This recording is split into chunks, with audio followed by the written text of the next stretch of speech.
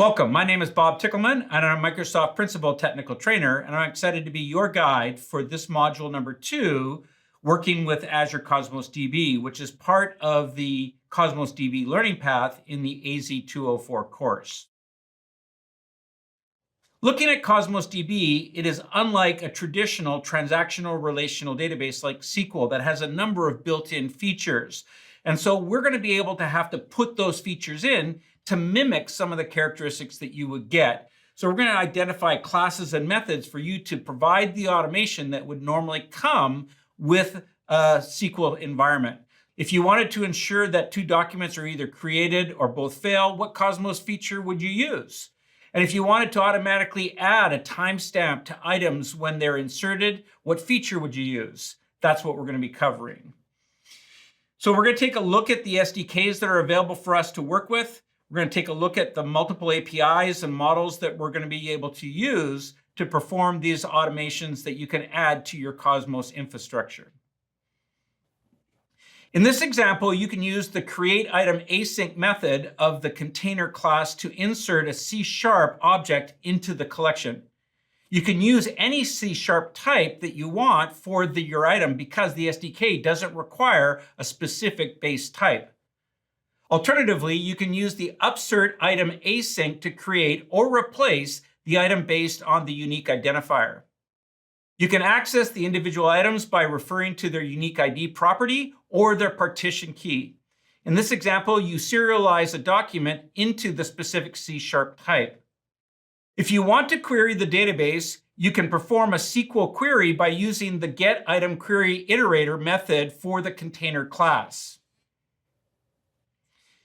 In a typical database, a transaction can be defined as a sequence of operations that are performed as a single logical unit of work. Each transaction provides atomic, consistent, isolation, and durability, or ACID, is going to be guaranteed. So let's understand ACID in some detail. Because requests made within stored procedures and triggers run in the same scope as the database session, the service guaranteed ACID for all operations that are part of a single stored procedure trigger. This diagram illustrates the process of running a stored procedure on an Azure Cosmos DB, such as creating, querying, updating, or deleting documents. This stored procedure takes an input parameter named document to create. In this example, the parameter's value is the body of a document to be created in the current collection. All operations are asynchronous and depend on the JavaScript function callbacks. The callback function has two parameters, one for the error object in case the object fails, and one for the created object. Inside the callback, users can either handle the exception or throw an error.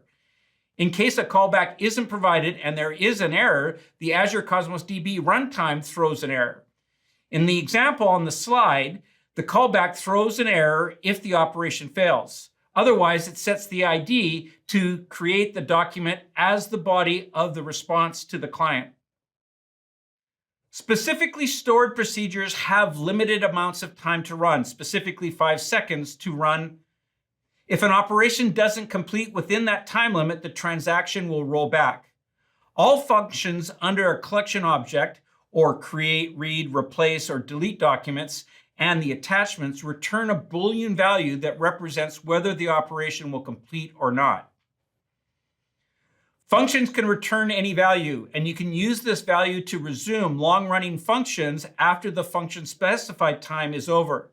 For example, you might have a function to upload millions of documents. If the server specified time is over before all documents are uploaded, you can return a pointer to indicate how far the function progressed in the document upload. This will make it easier to resume processing in a new function iteration. Pre-triggers run before an item is created or updated, often to validate or auto-populate fields. So if a document comes in without a timestamp property, the trigger will add one if it's needed for the current time. A post trigger runs after an operation, maybe to log something or cascade a change. For example, after an item is created, a post trigger could add an entry to a metadata container or send a notification. UDFs allow custom logic in queries, like a custom string parsing or calculation. For example, if you need a complex filter or calculation in your Cosmos DB SQL query that isn't built in, you can define a UDF in JavaScript and then call it in your query. The example shows how a pre-trigger is used to validate the properties of an Azure Cosmos item that is being created. It adds a timestamp property to a newly added item if it doesn't contain one. And in the example on the slide, the callback throws an error if the operation fails. Otherwise, it sets an ID to create the document as the body of the response to the client. Change feed is a continuous log of changes, such as things like inserts and updates in a container, stored in chronological order. It's like an audit trail of what's new. Instead of pulling the database for new records, Cosmos DB can give you this information of the new records as they arrive. Think of the change feed as a way to keep other systems in sync. If Cosmos DB is your primary data store, you can use change feed to update a search index, like pushing new documents to Azure Cognitive Search, or a triggered downstream analytics, like sending data to a data warehouse, all without writing complex polling logic. Here, you start change feed processor to listen for changes and process them within the handle changes async implementation. In this exercise, you're going to be able to create a Cosmos DB account, create a database, configure it, and then actually create records and query them. In this lab, I'm going to create an Azure Cosmos DB account and build a .NET console application that uses the Microsoft Azure Cosmos DB SDK to create a database, a container, and sample items. Let's get into it. This first command is just going to create a couple of variables that I can instantiate with names I'll be using throughout. This command is going to create the Azure DB account, and each account must have a unique name. This command is going to retrieve the document endpoint for the Azure Cosmos DB account. This command is going to retrieve the primary key for the account. These commands are going to make the directory and switch to it for hosting the project. This is going to build my new .NET console app.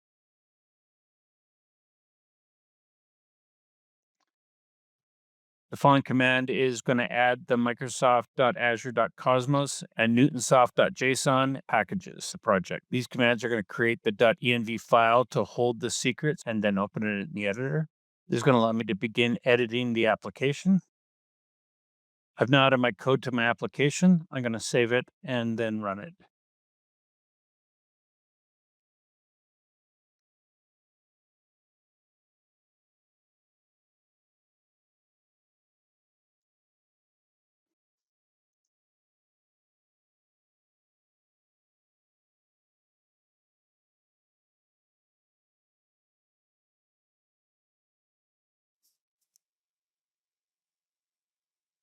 So now that we've run that, let's go take a look at the database itself.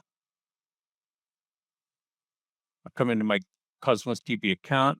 I'll minimize this. Here's my Cosmos DB account. I'll come into Data Explorer. I can see my database, my container, and then my items in my container. That's the end of the lab. Let's return back to the recording. Welcome back from the lab. We'll now complete this module by doing the knowledge check. Question number 1. When defining a stored procedure in the Azure portal, input parameters are always sent as what type to the stored procedure? Go ahead and pause the recording.